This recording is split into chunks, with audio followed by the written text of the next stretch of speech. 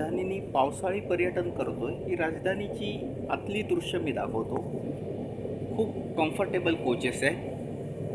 Yes, आपण राजधानी एक्सप्रेसने travel करतोय आणि ट्रेनच्या बाहेरची सुंदर दृश्य मी दाखवतोय तुम्हाला.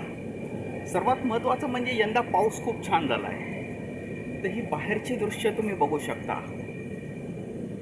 आणि राजधानीची सफर तुम्ही माझ्याबरोबर एन्जॉय करू शकता. येस, ही ग्रीनरी बघू शकता तुम्ही. सुंदर दृश्य आहेत.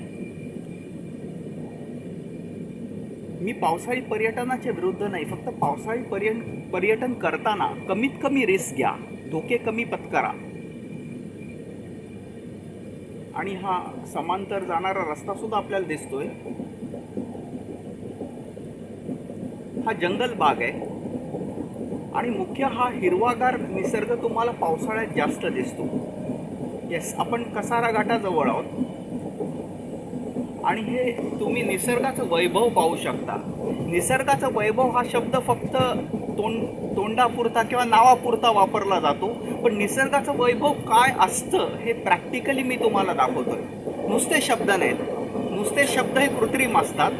हे मी तुम्हाला दाखवतोय. आपण हे निसर्गाचं वैभव एन्जॉय करतोय. या सफरीचा आनंद घ्या माझ्याबरोबर. सुंदर दृश्य आहे आणि हलकासा पाऊस सुद्धा पडताना आपल्याला दिसतोय. येस, हा प्रवास आपण असाच सुरू ठेवू.